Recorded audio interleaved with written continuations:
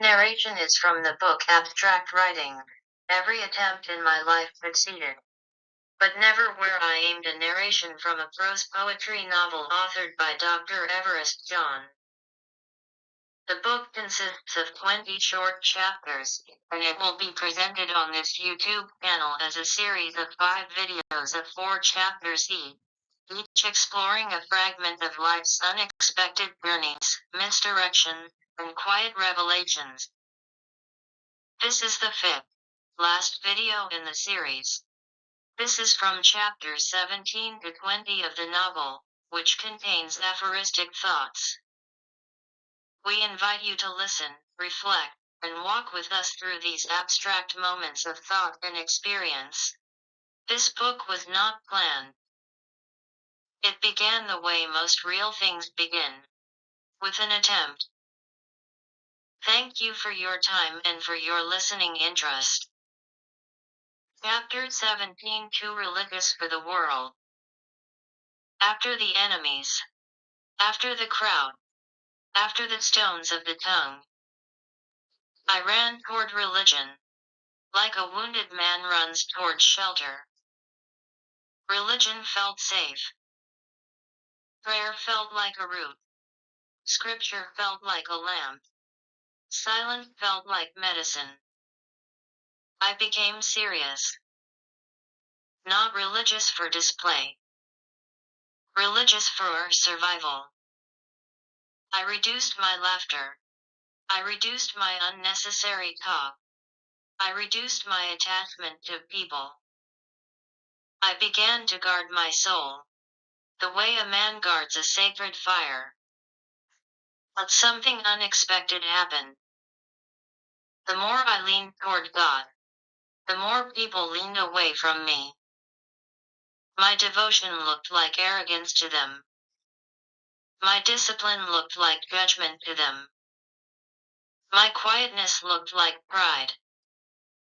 Even kindness began to offend them.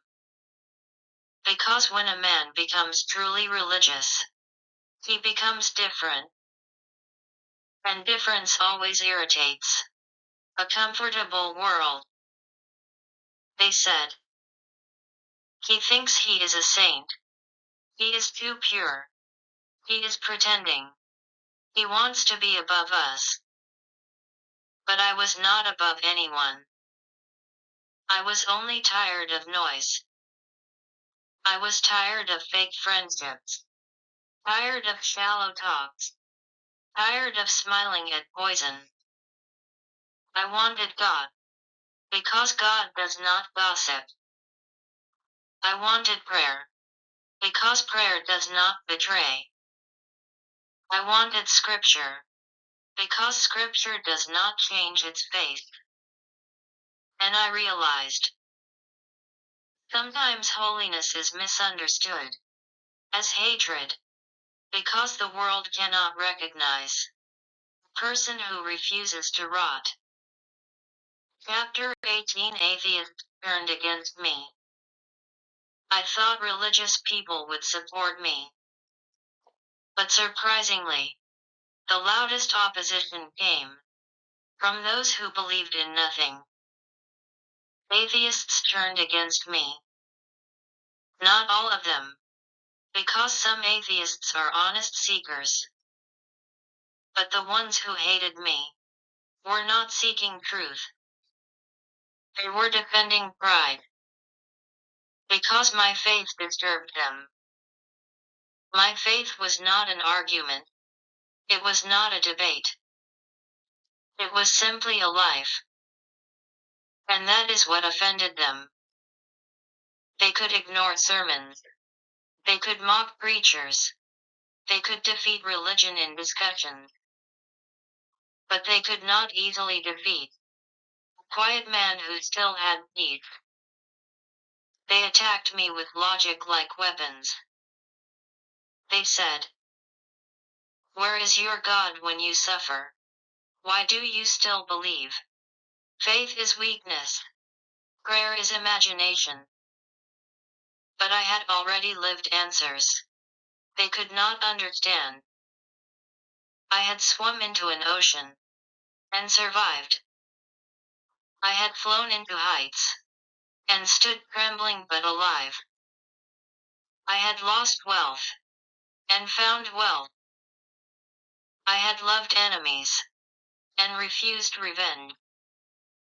So their words did not break me, because faith is not built on comfort. Faith is built on surviving storms. I told them calmly, "You think I believe because I never suffered? No.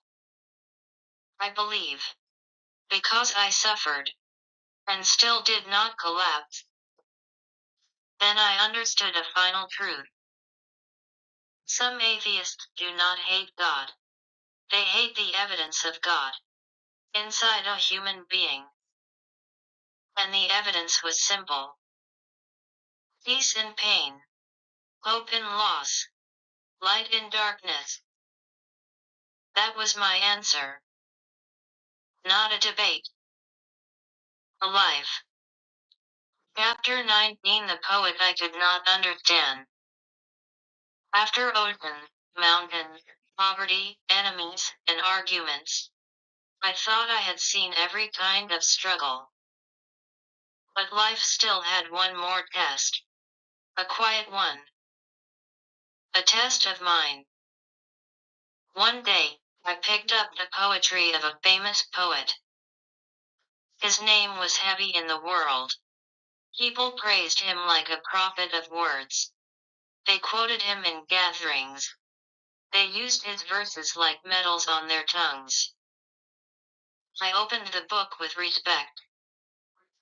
I expected light. But the pages were not light. They were fog.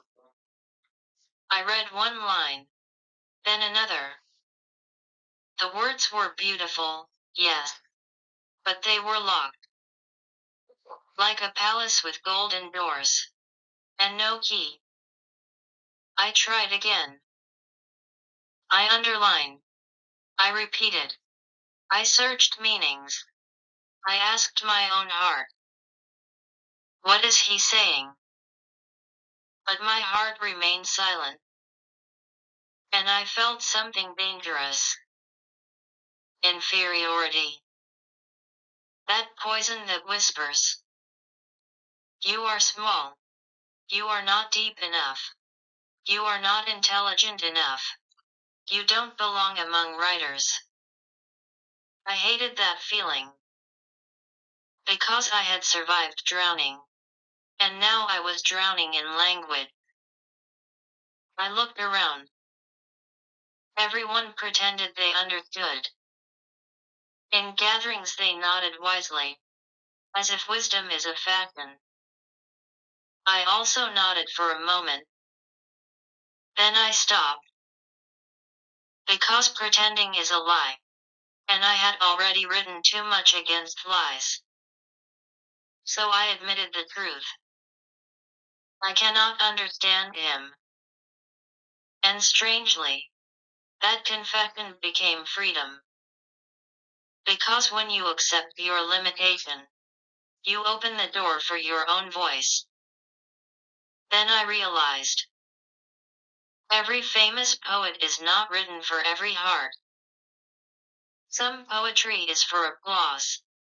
Some is for display. Some is for intellectual pride. But I was not hungry for applause. I was hungry for meaning. So I closed the book gently. Not in disrespect, but honestly. And I whispered, "Maybe I am not meant to enter his garden. Maybe I am meant to grow my own." Chapter 20. I printed my own book, The Last Attempt. After that day, something changed inside me. A fire rose, not of ego, but of necessity. Because when a man cannot find words for his own pain, he begins to create them. I began to write. Not like a scholar. Not like a celebrity. Like a survivor. I wrote about the river that betrayed my plan and gave me the ocean. I wrote about flying that turned into trembling at Himalaya. I wrote about loving my neighbor and watching wealth disappear like smoke. I wrote about enemies who gathered around me because I refused to become bitter. I wrote about religion that made me lonely but made me strong. I wrote about atheists who attacked my faith because they could not defeat my peace. Every sentence I wrote was not ink. It was experience, not decoration, not performance. Truth. Then one day, I held my manuscript in my hand. It was not perfect. It was not approved by critics. But it was mine. The way scars are yours. The way tears are yours. The way prayers are yours. I decided to print it. Not because I believed I was greater than the famous poet, but because I finally understood something. I do not need to understand the whole world to speak my own truth. So, I printed my own book of poetry. And when I touched that printed cover, a strange feeling entered my chest. Not pride. Ease. Because I had completed something. Without begging for permission. I had created meaning. From my own ruins. Then I remembered the line of my life. Like other attempts in my life. I started somewhere. And ended somewhere else. But this time, the ending was not ocean, not Himalaya, not poverty, not enemies. This time, the ending was a beginning. A beginning of voice. A beginning of self. A beginning of destiny.